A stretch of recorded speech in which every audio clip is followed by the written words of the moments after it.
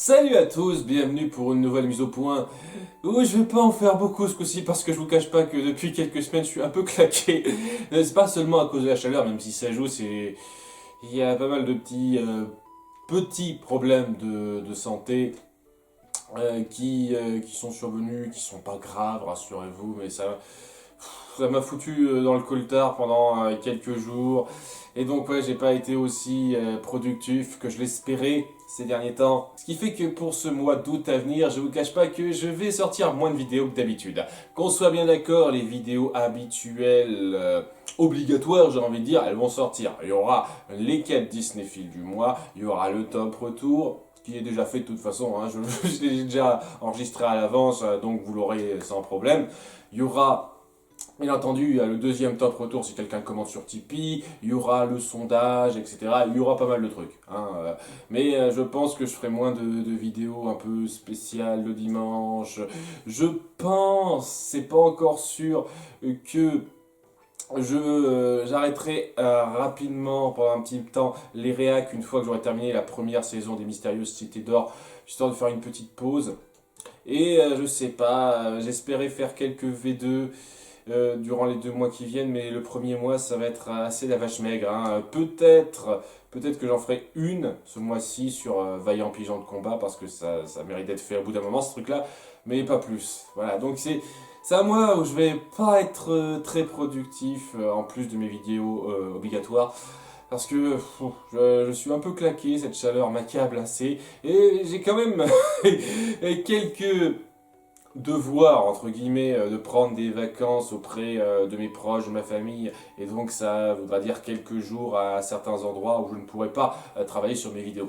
Donc voilà, tout ça à prendre en compte, c'est le genre de choses qui fait que je vais pas faire autant de vidéos que prévu. Et ça amène aussi le fait que j'ai pas énormément réfléchi en détail au sujet que je vais traiter. Sachant que j'ai décidé des sujets, j'ai pris un petit moment de réflexion, mais pas autant que d'habitude. Parce que voilà, j'ai pas envie de me prendre le chou. Voilà pourquoi. D'autant plus que ouais, le point du mois précédent, du mois de juillet, va être assez rapide à résumer.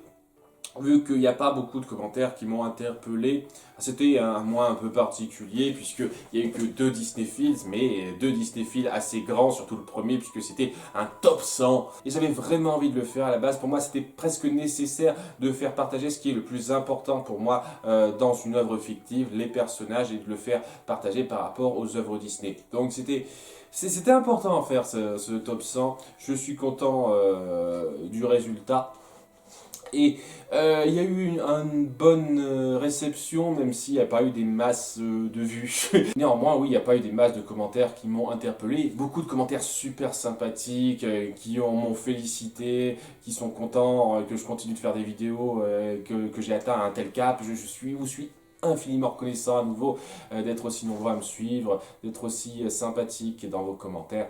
Et oui, j'ai pas eu de grands commentaires par rapport à ça, des gens qui ont partagé leur personnage Disney préféré. Personne n'a fait de top 100. Ah, et donc vous avez pas de couilles, les gars. Je comprends, hein, on est bien d'accord.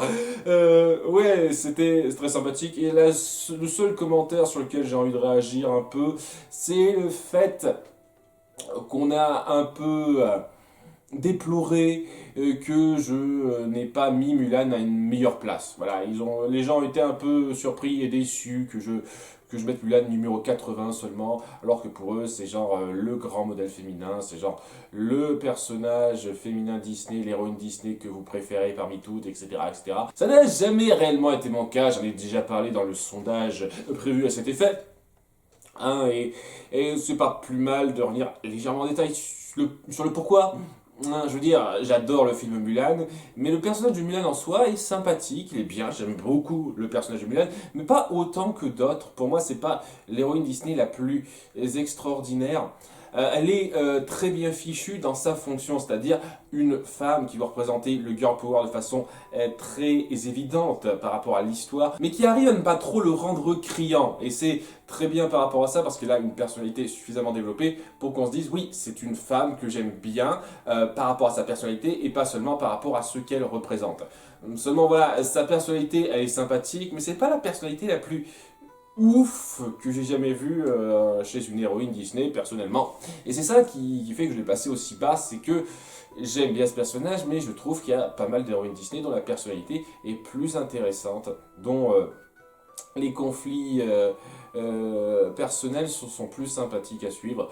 Le cas de Mulan, par exemple, si je pouvais déplorer quelques petits trucs, et qu'on soit bien d'accord, hein, ce sont des petits trucs, ça n'a rien de grave. Je ne pourrais même pas dire que ce sont des défauts en soi, c'est juste des éléments qui sont pas aussi géniaux que par rapport à d'autres personnages. Quand on a Mulan qui s'inscrit en tant que soldat, elle sait pas comment les hommes fonctionnent, elle trouve les hommes dégueulasses. Je ne veux plus jamais voir un homme nu de ma vie. Tout ça, c'est drôle, mais c'est pas quelque chose que je qualifierais de très poussé en termes de personnage. C'est un truc très classique, très basique de la fille qui se sent à part des hommes qu'elle est forcée de côtoyer. Et puis il y a aussi le fait qu'elle tombe amoureuse bêtement du beau mec lorsqu'elle le voit torse nu.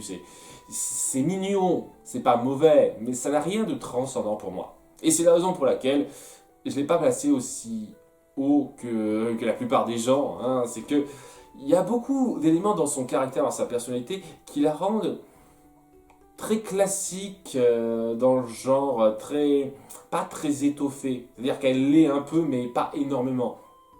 Et elle prend des bonnes décisions, elle a du courage à revendre, c'est un personnage sympathique, aucun problème là-dessus. Mais quand j'essaie de chercher le petit truc qui fait que ce personnage est exceptionnel, j'arrive pas à le trouver personnellement. Ça ne veut pas dire une seule seconde que je trouve que c'est un mauvais personnage. Hein. D'ailleurs, il faut bien qu'on soit d'accord, il y a pas mal de personnages dont on a déploré l'absence, malgré le fait que j'ai dit du bien sur eux, comme Jiminy Cricket, Scroop et j'en passe. Et c'est pas les personnages que j'aime moins après réflexion, c'est juste des personnages que j'aime beaucoup, mais pas tout à fait autant que les 100 premiers. Après, ça n'a pas été facile à faire, hein, ce top 100. Faut dire ce qui est, hein, il y avait énormément de personnages à faire, mais il est clair et net que si je devais faire la liste de tous les personnages Disney que j'aime, on pourrait facilement arriver à un top 300, hein. Facilement, on pourrait même aller jusqu'à 400 ou 500, je pense, hein, sans chercher très loin. Mais bon, il y a des personnages que j'aime plus que d'autres, et on a beau se dire que 100 c'est un grand nombre, c'est peu par rapport au nombre total de personnages existants. Dans tous les films Disney, il y en a énormément, beaucoup plus de 100, beaucoup plus de 500 même. Hein, on pourrait faire un top 1000 des personnages Disney si on le souhaite. Bon, alors là, ça demanderait une abnégation que je n'ai pas. Ça, c'est clair et net. Mais on pourrait aller jusqu'à un top 1000 si on le souhaite. Vraiment, hein, ce serait tout à fait possible. Et en dehors de ça, pas grand chose à dire sur les vidéos. J'ai eu quelques commentaires qui ont été légèrement polémiques sur ma vidéo du top 10 des pires personnages, notamment certaines personnes qui trouvaient que Winnie l'ourson était génial, c'est leur enfance, tout ça, alors que d'autres étaient d'accord avec moi, ils le détestaient. C'est un truc, quoi. Soit on adore cette peluche, soit on la déteste. Moi, je suis dans la deuxième catégorie, je la déteste, je la supporte pas. Voilà. Hein, et puis, quitte à parler des films Winnie l'ourson, j'aimerais préciser ça. Rapidement, c'est que je compte traiter les deux films sortis par Disney Animation Studios, c'est-à-dire les aventures de Winnie l'ourson et Winnie l'ourson sorti en 2011. Et je sais pas trop pour la suite, vous voyez, je pense pas que j'irai plus loin. Si c'est au même niveau que les aventures de Winnie l'ourson, que j'étais obligé de me refarcir pour bien confirmer le fait que je détestais Winnie l'ourson à ce point. Oui, je me suis forcé à revoir les aventures de Winnie l'ourson entièrement pour bien me rendre compte à quel point oui, non, Winnie l'ourson est un sale connard que je déteste. Oui, c'est bien, je me souviens. Ça change pas, je supporte pas, ça n'a pas changé depuis toutes ces années. Donc voilà, si déjà les aventures de Winnie l'ourson et Winnie l'ourson sont à ce même niveau, hein, je pense que les studios moins matures qui ont fait les suites vont pas me promettre grand chose. Donc il y a de fortes chances que je me contente juste de ces deux films-là et que je laisse tomber les autres. Après, on verra. Peut-être qu'avec le temps, je me dirai ok, je me jette dans la gueule du loup, je vais farcir toutes les suites Disney Toon et des autres studios, les compiles d'épisodes de séries. J'imagine qu'il y en a dans le lot. Je me ferai pas les séries par contre parce que ça va, les conneries. Il y a un moment donné, il faut se dire j'ai plus 5 ans quoi. Autant je suis prêt à défendre la quasi-totalité des films Disney, Animation Studio, Disney Toon et Pixar pour dire que c'est pas des films pour gosses seulement, que c'est des films familiaux. Autant les films Winnie l'ourson, le premier film Winnie l'ourson, je trouve qu'il y a quasiment rien, j'ai envie de dire même rien du tout, qui puisse attirer vraiment un adulte. C'est fait pour les enfants. Voilà, mais bon, c'est considéré comme un grand classique, il y a beaucoup d'adultes qui disent que c'est un grand film iconique. S'il y a des adultes qui ont cet état d'esprit-là, eh ben j'ai tout à fait le droit de l'estimer en tant qu'adulte à ce moment-là, et dire pourquoi pour moi en tant qu'adulte c'est un peu de la merde. Je n'ai pas vu le film de 2011, peut-être que ce sera une agréable surprise. J'en doute fort, mais c'est tout à fait possible. Ah, c'est tout à fait possible, sait-on jamais. Mais voilà, c'est juste pour vous dire par rapport à ça. Mais oui, j'ai pas eu grand chose dit là-dessus. Et pour terminer, Brendan et le livre de Kells, il n'y a pas eu grand monde qui m'a repris, beaucoup de gens étaient contents que j'en dise du bien. Le seul argument que j'ai eu par rapport à ça, ça n'avait rien d'agressif ou quoi que ce soit, c'est beaucoup de gens qui sont allés dire que le livre de Kells existe vraiment, c'est vraiment un truc irlandais. Et que c'est un livre sur l'illumination, une histoire d'évangile, tout ça. C'est très religieux sur le principe. Mais c'est un peu le truc, vous voyez. S'il faut vraiment voir ce livre comme un truc, comme une apologie de la religion, d'une quelconque façon, je veux dire, ça n'a aucune signification pour moi, ce film. C'est pour ça que j'ai vraiment essayé de généraliser ça, et c'est un peu comme ça que j'ai perçu, quoi. C'est un aperçu général de l'art en règle générale, de ce que ça peut apporter, l'illumination que peut apporter de l'art quand il est très bien fait. Et c'est comme ça que je le perçois, c'est ce qui fait que j'apprécie ce film-là. Mais voilà, on m'a dit que ce livre de Kells existe vraiment, et je trouve que ça ne change absolument rien au propos du film. Je veux dire, ça s'est inspiré de ça fait une histoire qui, je suis sûr, est complètement fausse. Donc, ouais, le fait que le bouquin en question que vous montrez, c'est le livre de Kells qui existe dans la réalité, ça aurait pu bien s'appeler le livre de Schlouba, ça aurait été pareil. Ouais, ça changerait rien du tout sur le propos de l'histoire. Bon, hein, ça aurait été un nom ridicule, mais on aurait pu donner un autre nom plus classe comme Ketra, ça aurait été pareil pour moi. Après, c'est bien de préciser que ce livre existe, qu'il a une grande signification et tout, c'est bien de le préciser, hein, c'est toujours bon à savoir pour la culture. Mais voilà, ça change absolument rien au fait qu'il y a un problème dans la narration intrinsèque du film pour moi, étant donné que c'est clairement pas lié à la véritable histoire du livre de Kells, c'est clairement pas comme ça qu'il s'est écrit. Ça change absolument rien, ça arrange absolument pas les petits problèmes que j'ai autour de la façon dont ce livre est montré. Voilà, je le dis, ça change rien au fait aussi que j'ai adoré énormément de choses, j'aime beaucoup le message central autour de ce livre, même si je trouve pas bien réussi dans l'histoire au premier plan. Il y a beaucoup de choses que j'adore dans ce film, je le recommande à nouveau, hein, c'est un film qui me vaut réellement la peine d'être vu. Mais voilà, pas grand chose donc, pas grand chose à dire sur les commentaires de ce mois-ci. Même si je me suis étendu un peu trop longtemps, je pense, pour pas dire grand chose. On va donc parler de 2 sujets rapides et pas trop prise de tête parce que à nouveau, je commence vraiment à avoir chaud, moi. Le premier sujet sur lequel je voudrais m'étendre un peu, c'est une tendance qui, je l'avoue, a tendance à venir un peu trop souvent dans ma chaîne depuis quelques temps, c'est-à-dire les tops, les listes, etc.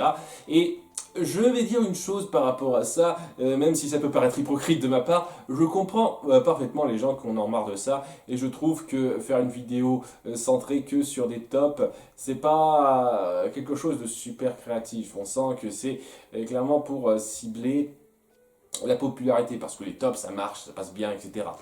Et voilà, je sais que ça peut paraître hypocrite parce que j'ai fait tout à moi où c'était à fond du top, quoi. Hein. Il y avait le top 100, le top 10 des pires personnages, le top 15 des meilleurs personnages hors Disney, 2 top retours comme d'hab. C'était clairement un mois à top, hein, faut dire ce qui est. D'ailleurs, j'aimerais vous rassurer par rapport à ça, ceux qui en ont marre des tops, et si vous suivez encore les mises au point malgré tout, c'est que, ouais, je vais me calmer là-dessus. Il va pas y avoir de top avant un bon nombre de mois, hein, enfin, à part les top retours, évidemment, hein, ça change pas, mais voilà, il ne va pas y avoir d'autres tops en dehors des top retours. Donc ouais, Je peux comprendre qu'on en ait un peu assez de ça. Moi, je trouve que c'est toujours intéressant quand même à faire de temps en temps, pas trop fréquemment. Oui, c'était un cas exceptionnel ce mois-ci de juillet, mais c'est un truc que je compte pas non plus faire ultra fréquemment. Je me rends compte aussi que j'en ai enchaîné un peu vite les trois derniers tops. Il n'y avait pas eu de grand écart entre les trois derniers tops. C'est pour ça que le suivant, il viendra pas avoir un bon moment. Cela étant, je comprends aisément l'attrait pour les tops parce que je suis moi aussi plutôt friand de ce genre de choses. Après, à nouveau, j'ai pas beaucoup de respect pour les chaînes qui se reposent uniquement sur ça. Je veux dire comme comment ça s'appelle déjà Mojo, Watch Mojo quoi, où c'est seulement ça. Tous les jours, tous les 2 jours, on sort un top de ci, un top de ça. Et c'est clairement pour tabler sur la popularité de la chose et attirer le plus de gens. Et ça marche, hein. La Watch Mojo, c'est clair et net que c'est une des chaînes les plus rentables à ce niveau-là, faut dire ce qui est. Et je trouve que l'abus est un peu ennuyeux, la chose, mais les top 10, je trouve que c'est une façon intéressante de faire savoir ses goûts, c'est-à-dire de faire savoir ce qui, selon nous, est le mieux réussi, le moins bien réussi dans tel ou tel domaine. Et en tant que matheux, moi j'aime le principe de gradation, de position de tel objet par rapport à un autre, de liste tout simplement pour déterminer un ordre de grandeur. Un ordre de grandeur, bien entendu, en mathématiques, on a tendance à parler d'ordre de grandeur qui sont totalement objectifs, c'est-à-dire oui, qu'est-ce qui est le plus grand, qu'est-ce qui pèse le plus lourd, qu'est-ce qui a coûté le plus cher, tout ça, tout ça. Hein, il y a des top 10 qui font ça d'ailleurs, hein, il y a des top 10 qui sont très objectifs par rapport à ça, qui parlent des films qui ont le plus coûté, des films qui ont fait le plus gros flop, ce genre de choses, ça existe. Hein, ce genre de top 10 objectif, mais bon, en termes de subjectivité, ça marche aussi parce que c'est une évaluation personnelle de la valeur qu'on accorde à tel ou tel truc, et on fait partager ça avec une liste, un ordre précis pour bien situer, qu'on arrive à jauger un petit peu, selon nos critères à nous évidemment, ce qui est le mieux réussi ou le moins bien réussi par rapport à ci ou ça. Et c'est toujours intéressant à savoir, de voir soit des critiques objectives qui permettent de renseigner un petit peu sur ce qui a le plus rapporté, sur les films les plus longs, ce genre de conneries, quoi. C'est des informations qui peuvent vous plaire, soit qui peuvent donner un aperçu vraiment des goûts de la personne, qui se rapporteront plus ou moins aux nôtres. Ça peut toujours être très, très sympathique à suivre. Faut pas que ce soit un automatisme et que ça devienne ultra fréquent parce qu'au bout d'un moment ça devient un peu gavant. C'est pour ça que oui, je suis un peu Watch Mojo à un moment donné, mais depuis un certain temps je le fais plus parce que ça devient lourd, ça devient lourd quoi. C'est que ça, au bout d'un moment ça vous saoule, ça c'est clair. Mais à pas trop grande dose, je trouve ça intéressant à découvrir, intéressant à voir. C'est pour ça que j'aime en faire des top 10, des top 15, des top 100, des top 20. Les top retour, c'était une façon très sympathique de faire des tops en sortant du cadre des Disney Films, donc pas en les forçant ces tops par rapport aux critiques de films habituels. Mais je suis plutôt content d'avoir cette idée-là, même si ça peut engaver certains. Je sais, je peux comprendre, hein, je comprends très bien, vous en avez marre de ça hein, pour certains. Moi, je trouve ça un peu. Je trouve ça sympathique à faire, des tops. De vraiment classer ce qui pour moi est mieux réussi ou pas. Donc, pas grand chose d'autre à dire, j'ai l'impression de me répéter un petit peu. Comme je vous l'ai dit, c'était des sujets assez rapides et pas super réfléchis. Le deuxième sujet va être quand même un tout petit peu plus au-dessus de ça, puisqu'on va parler d'un sujet que j'ai déjà abordé. Mais on va l'aborder sous un autre angle, c'est le sujet de l'identification au personnage. Il y a pas mal de choses qui ont tendance à me gaver dans certaines critiques que j'ai pu voir de la part de certaines féministes extrémistes ou, je sais pas, de certaines personnes. C'est-à-dire qu'il y a certaines personnes qui n'arriveront jamais à s'identifier à certains personnages simplement parce qu'ils n'ont pas certains traits en commun avec eux. Donc pour le cas de femmes, il y a certaines personnes, pas beaucoup, mais il y en a certaines, qui pensent que elles ne pourront jamais s'identifier à des persos masculins et qu'elles sont forcées de s'identifier à des persos féminins. C'est ce que j'ai toujours trouvé stupide, je vous le cache pas.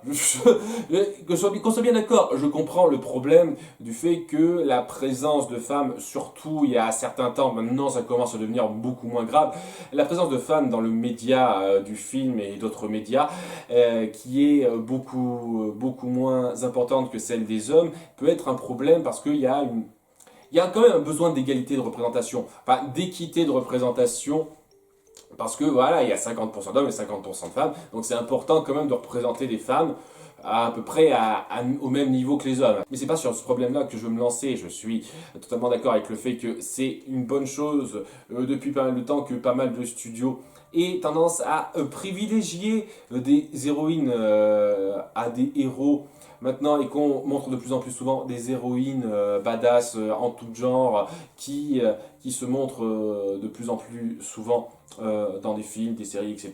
C'est une bonne chose. Je trouve vraiment que depuis une vingtaine d'années presque, on a fait de gros progrès à ce niveau-là. Je dis pas qu'il y avait rien avant, je sais pas, avec Alien, on avait une héroïne super badass, et on pourrait citer d'autres films, mais c'était presque des exceptions. Alors que maintenant, plus ça va, plus on met en avant des héroïnes en tout genre, qui se montrent fortes pour diverses raisons. Mais c'est pas parce que dans certains films on met moins l'accent sur les persos féminins que les femmes ne peuvent pas s'identifier aux héros du film. On peut tout à fait s'identifier à quelqu'un qui n'est pas de son sexe, qui n'est pas de sa couleur de peau, etc.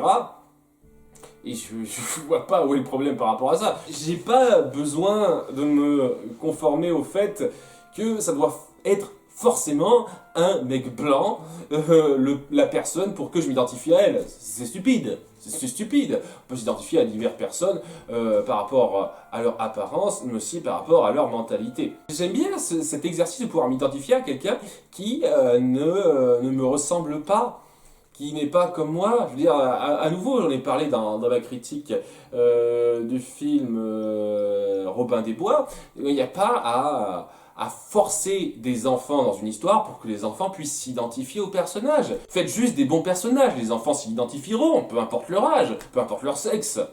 Bon, alors je sais que les enfants auront plus de mal à s'identifier à quelqu'un qui n'est pas de leur sexe. Je sais que c'est plus difficile pour eux, mais question d'âge, je pense qu'ils s'en foutent royalement.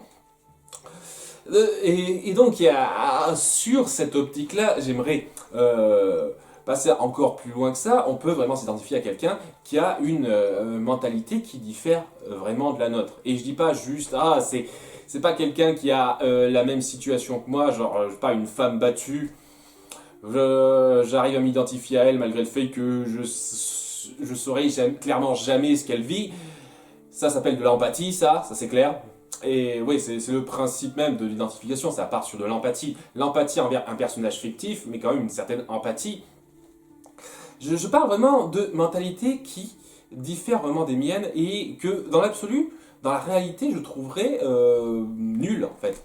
Pas bien. Ça me fait revenir sur un commentaire que j'ai lu rapidement sur ma vidéo top 10 des pires personnages où quelqu'un a délibérément craché sur le personnage de Frollo parce qu'il ne le supportait pas. Il supportait pas à quel point c'était un sale enfoiré, etc. etc. Il a donné des détails. Au bout d'un moment, après j'ai dormi, hein, je me suis mis dans mon lit et son commentaire a été effacé, apparemment il y a eu des commentaires bleus, j'espère que c'est pas allé trop loin, mais ouais, le concept autour de ça, c'est que c'est justement parce que c'est un sale con qui fait des choses horribles qu'on l'aime bien, mais qu'on l'aime bien via une espèce d'empathie très particulière. Parce que d'un côté, on trouve que ces actes sont affreux. Vraiment affreux. Hein. Je connais personne qui viendra dire « Ouais, Frollo, c'est le gentil ». C'est un gentil caché, qu'est-ce que vous racontez? Il est pas si mauvais que ça. Bien entendu que les gens vont dire c'est un sale con, évidemment. Je sais pas quoi. La personne qui a fait ça, qui a fait ce commentaire, j'ai l'impression que elle a un peu de mal à voir, à faire la différence entre fiction et réalité. C'est un petit peu le problème. Hein, mais oui, on en a parlé en conscience. Mais étant donné qu'on sait qu'on rentre dans un monde de fiction, un exercice qu'on aime faire, en tout cas un exercice que j'aime faire, c'est arriver à m'identifier à ces personnages auxquels je n'arriverais jamais à m'identifier s'ils existaient dans la vraie vie. Voilà, donc le cas de Frollo, c'est un cas particulier, parce que c'est un sale con qui fait des choses horribles en pensant faire ça pour le bien. En termes de mentalité, à analyser, c'est déjà assez particulier, assez intéressant à analyser en soi. Mais ce qui est le plus intéressant, pour moi, c'est d'arriver à essayer de se mettre dans la peau de ces personnages-là. C'est un peu le principe, je pense avoir fait ça la dernière fois, des profilers lorsqu'ils cherchent des tueurs en série. Là, j'exagère un petit peu le trait. C'est pas la meilleure comparaison qui soit, mais c'est un petit peu l'état d'esprit dans lequel je me mets en fait. J'essaye d'imaginer un peu le profiler qui s'imagine donc comment se comportera tel tueur en série, telle personne qui a fait un acte horrible, et quelle est sa mentalité, comment il réfléchit par rapport à ses actes, par rapport à ce qu'il sait de lui. Et je suis sûr que pas mal de ces profilers éprouvent un certain intérêt intellectuel à faire ça. Hein, je pense pas que c'est juste quelque chose qu'ils se forcent à faire et que ça les dégoûte entièrement. Je suis sûr qu'il y a un intérêt intellectuel à faire ça, à se mettre dans la peau, dans la tête de ces personnes-là. Et c'est un peu ce que j'aime faire avec des personnages qui sont affreux ou qui n'ont pas du tout une mentalité similaire à la mienne. Frollo est un cas particulier. J'aime bien essayer de m'imaginer les choses en étant dans sa tête, mais en étant pleinement conscient que quand je fais ça, je me sors de la réalité. Je suis plus moi-même, je me mets dans sa tête l'espace d'un moment, mais quand j'en sortirai, je resterai la même personne, pas aussi affreuse que lui. Voilà, je n'ai pas beaucoup de qualités, mais je pense que je suis pas aussi affreux que Frollo. Déjà, c'est une chose. Un personnage très intéressant dans ce cas de figure, ce serait notamment le méchant dans Inglourious Basterds, qui est super fascinant. Il est très malin, donc on apprécie un petit peu son côté réfléchi, etc. et très magouilleur. Et à côté de ça, c'est un sale con. On en a pleinement conscience de ce type-là, que ce type est un sale con. Et on a un peu envie à la fin qu'il s'en sorte pas parce qu'on a un autre code moral qui nous fait dire oui, c'est un sale con qui mérite pas de s'en sortir. Mais il y a une partie de nous qui aime analyser la psyché du personnage, qui aime un petit peu se mettre à la place du personnage, tellement l'écriture l'a bien mise en avant, l'a rendu intéressant, qui a un peu envie qu'il s'en sorte aussi. Vous voyez, qui a un peu envie d'en voir plus de lui.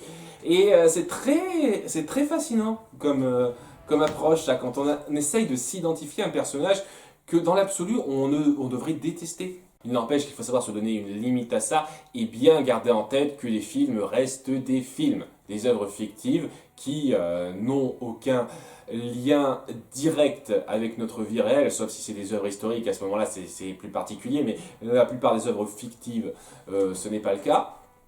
Et que si on peut apprécier, avoir un vrai plaisir à s'identifier, à aimer suivre ces personnes qui n'ont pas la même mentalité que nous, pour d'une part essayer de faire un exercice intellectuel intéressant ou voir arriver à comprendre des mentalités qu'on avait du mal à comprendre. Dans Sense8 par exemple, dont on m'avait parlé, que j'ai commencé à voir, il y a quelques mentalités au sein de certains personnages les plus réalistes, dira-t-on, parce que ouais, c'est quand même un cadre très spécifique, et le côté fictif se ressent énormément, hein. Ça c'est clair et net. Hein.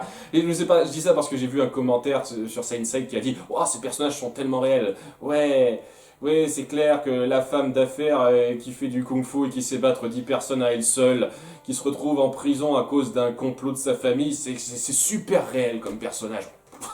Il y a énormément de trucs comme ça, oui. Le côté réel des personnages, j'ai un peu de mal. Néanmoins, il y a certaines personnes qui ont des mentalités un peu particulières là-dedans par rapport à leur façon de vivre, leur train de vie, etc. qui sont très intéressants à analyser et qui pour certains, je ne les avais pas envisagés avant. Il y en a deux d'entre eux, je n'avais pas particulièrement envisagé ce train de vie-là avant d'avoir vu cette série, et c'était très intéressant de me faire me mettre à la place de ces personnes-là et me faire réfléchir à comment ces personnes-là évoluent, réagissent à leur environnement par rapport à leurs décisions.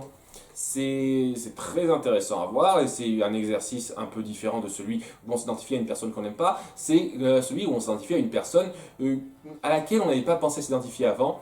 Et même si on n'est pas totalement de son bord, même si on n'est pas toujours d'accord avec ce que cette personne pense, on a un aperçu plus avancé de comment vit cette personne et on a une meilleure compréhension de cette mentalité-là. Ça nous fait un petit peu progresser aussi. Ça aussi, s'identifier à une personne qui n'est pas forcément du même niveau que nous, de la même mentalité que nous, ça peut nous aider à évoluer un petit peu. C'est pas seulement un exercice intellectuel. Donc voilà, il y a énormément de choses à gagner à essayer de s'identifier à une personne qui n'est pas comme nous, qui n'est pas du même sexe que nous, qui n'est pas de la même mentalité que nous. Et c'est toujours quelque chose de très fort. Mais il ne faut pas oublier le fait que ça reste un film.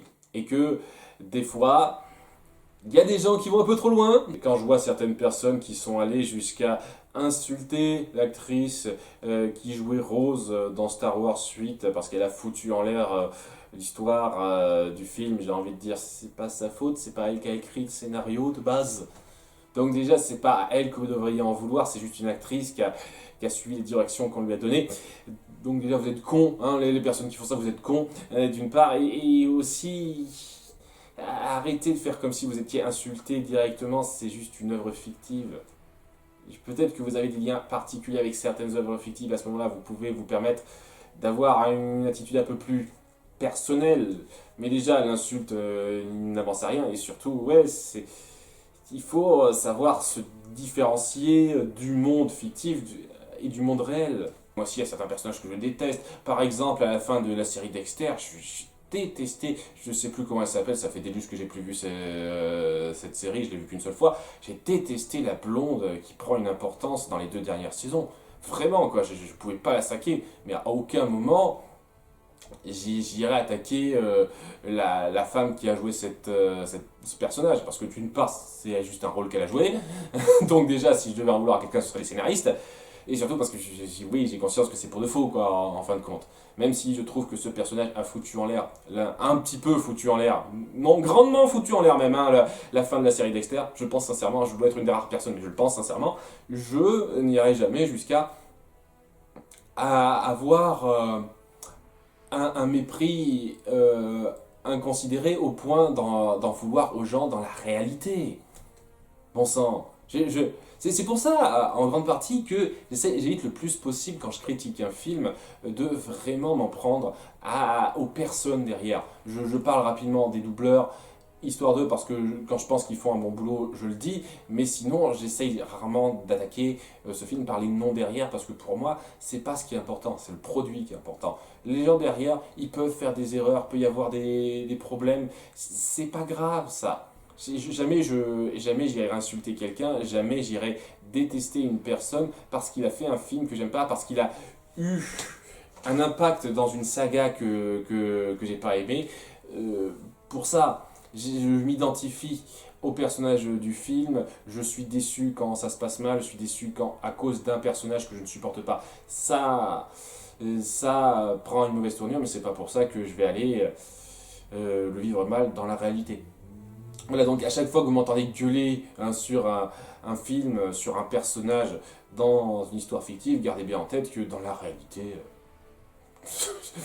je le vis bien, voyez, hein, je le vis bien. Et c'est pour ça aussi que quand vous voyez qu'un personnage fait des actes immoraux que vous ne pouvez pas supporter, ou qu'il a une mentalité qui diffère de la vôtre, n'hésitez pas à sortir un petit peu de la réalité l'espace d'un moment, mais sans jamais en sortir complètement, pour essayer de vous mettre à la place de ce personnage dans le contexte de l'histoire et vous dire est-ce que dans le contexte de l'histoire ce personnage est réussi. Et à ce moment-là, vous pouvez vous mettre à aimer des personnages de façon qui peuvent vous surprendre. Parce que sur le papier, quand vous entendez résumer ces personnages-là, vous devriez les détester, alors que quand vous les voyez par rapport à leur rôle dans l'histoire et au contexte que ça crée, vous pouvez vous dire, punaise, il est bien pensé par rapport à son rôle, celui-là.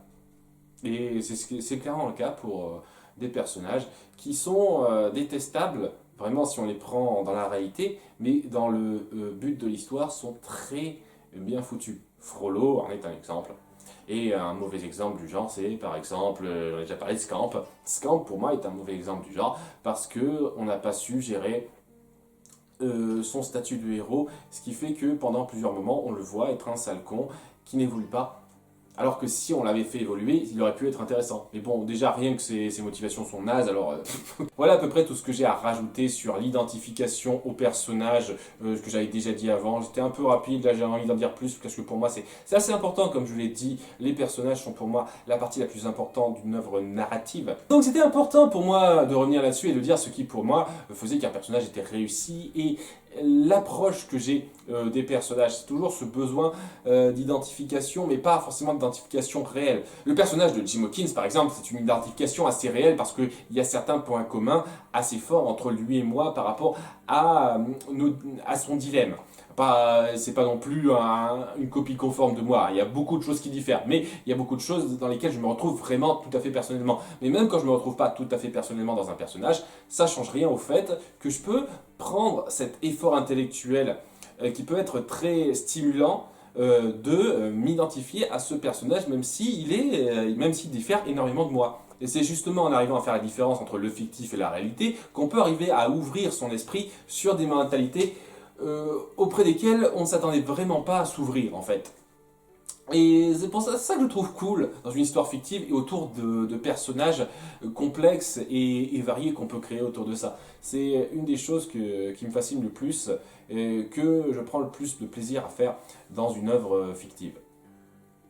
Maintenant que c'est dit, merci d'avoir suivi. À très bientôt pour de futures vidéos. Désolé, ce mois d'août va être un peu moins prolifique que d'habitude, mais vous aurez les trucs habituels prévus. Rassurez-vous. À très bientôt pour de futures vidéos. Bye!